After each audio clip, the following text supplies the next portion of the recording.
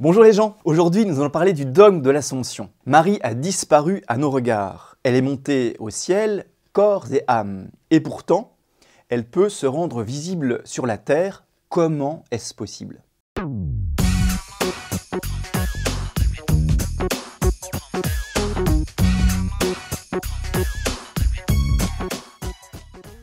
L'Assomption est pour Marie ce que l'Ascension est pour le Christ.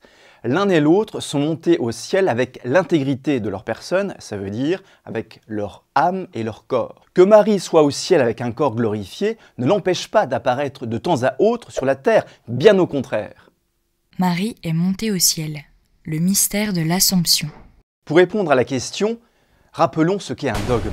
Un dogme, c'est une vérité définitive, certaine, proclamée par le magistère, c'est-à-dire l'autorité doctrinale de l'Église. Alors même si l'Assomption n'a pas de fondement scripturaire, il y a une ancienne, très ancienne tradition orientale qui nous parle de l'Assomption de Marie.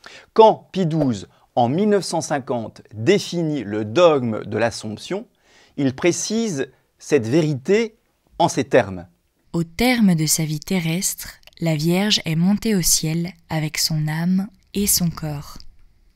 Ce qu'il faut retenir de cette bulle pontificale, une bulle pontificale, c'est un document magistériel. C'est ceci. Marie a un corps glorifié parce que c'est une conséquence immédiate de sa pureté infinie. Corps glorifié rime avec immaculé. Donc, si vous suivez bien, il y en a deux au ciel qui ont un corps glorifié, c'est le Christ et Marie. Ce qu'il importe de saisir, c'est l'enjeu théologique de l'Assomption. Pourquoi une exception mariale de plus ? Pourquoi, à la différence des autres bienheureux au ciel, Marie a-t-elle déjà un corps de ressuscité ? C'est vrai ça, pourquoi l'Assomption ? On cherche ici un argument de convenance, c'est-à-dire on cherche à répondre à la question « Pourquoi est-il convenable que Marie ait déjà son corps de ressuscité ?» C'est quoi un argument de convenance ? En théologie, il y a plusieurs manières d'argumenter. D'abord, l'argument d'autorité, c'est le plus fort. L'écriture, la tradition, le magistère le disent, donc j'y crois. Mais il y a aussi d'autres arguments, des arguments logiques, rationnels, dont l'argument de convenance, qui montre que telle vérité n'est pas irrationnelle. Et donc ? Reprenons l'Assomption. Marie est montée corps et âme au ciel. L'argument d'autorité, c'est la définition de Pie XII, le dogme même de l'Assomption. Et l'argument de convenance, la totale sainteté de Marie, puisque Marie, avec le Christ, est victorieuse de la mort et du péché. En effet, la Bible nous enseigne que le salaire du péché, c'est la mort. Or, la mort, c'est la séparation de l'âme et du corps.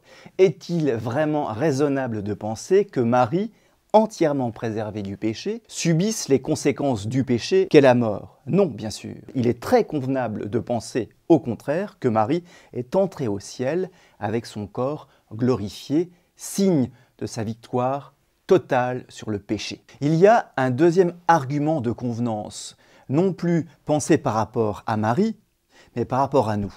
Marie est la première en chemin. La première en chemin. C'est ce qu'on appelle en mariologie la loi d'anticipation. Marie a toujours une longueur d'avance sur le reste de l'Église. Avant tous les baptisés, tous les croyants, Marie est sauvée par avance du péché originel.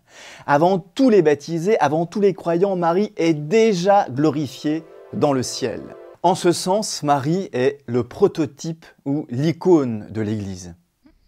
Le dogme de l'Assomption ne résout pas tout. Et c'est heureux, car comme dit Marie-Noël, cette grande poète du XXe siècle, on ne met pas le Saint-Esprit en boîte de conserve. Le texte ne précise pas si Marie est morte ou pas. Soit Marie est passée de ce monde à l'autre sans passer par la mort, soit elle est morte et ressuscitée comme le Christ. On pense ce qu'on veut. L'important, la chose qui est sûre, c'est que Marie, aujourd'hui au ciel, a un corps de glorifié et de ressuscité.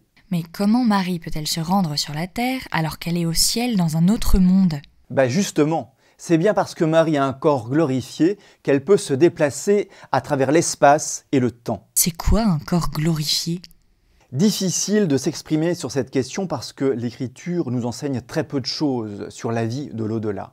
Disons au moins ceci. Marie, dans l'éternité, échappe à la condition mortelle de nos corps terrestres limités par le cadre spatio-temporel. Avec son corps glorifié, rien n'empêche Marie d'apparaître sur la terre, de se rendre visible, tout comme le Christ d'ailleurs, après sa résurrection, soit dans son propre corps, voire dans un corps d'emprunt. Ainsi, les disciples ne reconnurent pas Jésus après sa résurrection. Pourtant, c'était bien lui. De même, Marie apparaît à Lourdes réellement, mais avec une apparence différente. Le dogme de l'Assomption est le 4e dogme marial. Il termine la série après la maternité divine, l'Immaculée Conception et la virginité perpétuelle. Cependant, l'Assomption est reliée immédiatement à l'Immaculée Conception. Pourquoi? Nous l'avons vu, parce que Marie est entièrement préservée du péché, elle est victorieuse de la mort. Dotée d'un corps glorieux, signe de sa sainteté hors norme, Marie peut encore se rendre visible sur la terre.